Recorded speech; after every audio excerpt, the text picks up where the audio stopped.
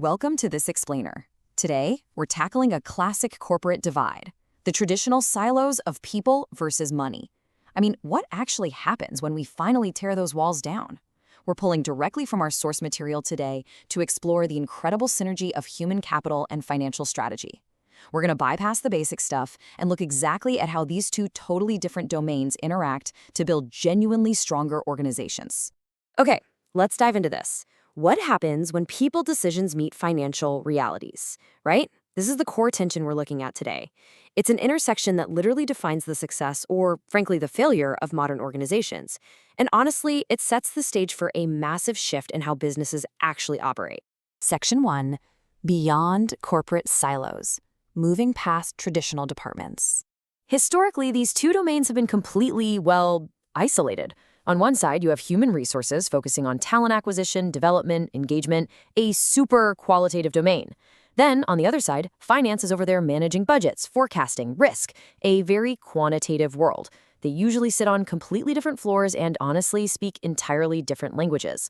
One is trying to protect the human element, and the other is fiercely protecting the bottom line.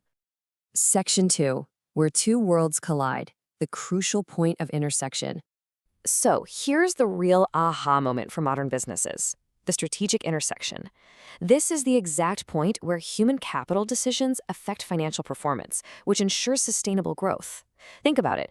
Every single people decision, like who you hire, how you train them, how you retain them, directly impacts your financial outcomes. And on the flip side, financial realities completely dictate what talent strategies are even possible in the first place. They are just permanently, inevitably linked.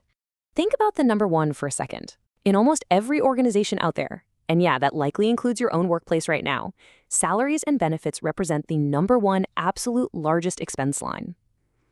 When your biggest cost center is built entirely around people, keeping HR and finance in separate silos, that is a massive risk.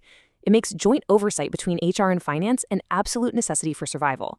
Section 3. Pillars of strategic synergy. The blueprint for collaboration. Our source material brilliantly illustrates the specific areas where this critical collaboration actually happens. It highlights 5 key areas: workforce planning, compensation and benefits, budgeting and forecasting, payroll and compliance, and finally, overall strategic planning. So this gives us a really solid blueprint before we dive into the actual mechanics of how it all works. Let's actually break down that blueprint. Take workforce planning. HR provides the headcount forecasts and talent insights, while finance steps in to balance those against budget constraints. For compensation, HR designs these really competitive packages to attract top talent, but finance is the one ensuring those packages are actually affordable in the long term. In budgeting, HR inputs the costs for workforce initiatives, and finance integrates them into the broader financial strategy. It's this continuous, dynamic push and pull, HR's talent focus, synthesizing with finance's fiscal oversight to create real forward momentum. Now, I really want to zero in specifically on payroll and compliance, because the source data heavily emphasizes this part.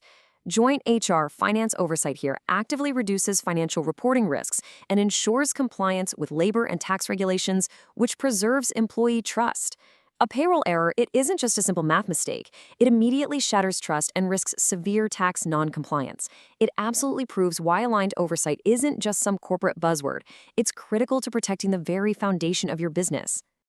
Section 4. The ultimate competitive advantage. Thriving with agility. So, what's the ultimate payoff here? Pure agility. When HR and finance align their talent strategies with financial goals, it creates incredible agility in responding to sudden labor market shifts, complex hybrid work models, and intense cost pressures. Instead of HR just reacting to a random budget cut or finance getting completely surprised by a massive hiring surge, they nimbly navigate these modern workplace dynamics together, staying well ahead of the curve. So the crucial point is summarized perfectly by this quote straight from our source data. The synergy between HR and finance transforms them from siloed functions into strategic partners. It's a complete paradigm shift, moving away from isolation and right into partnership. By integrating people and financial data, organizations achieve highly resilient workforce strategies, incredibly accurate financial planning, and ultimately long-term competitive strength. It's really no longer just about doing HR well and doing finance well independently. It's about doing them powerfully together. Which leaves us with this final provocative question to consider. Are your departments siloed functions, or are they strategic partners? Seriously, take a hard look at your own organization's structure today. Are people in money living in isolated worlds, or have they finally found their strategic intersection? Thanks so much for joining me for this explainer. Keep asking the right questions, and I'll see you next time.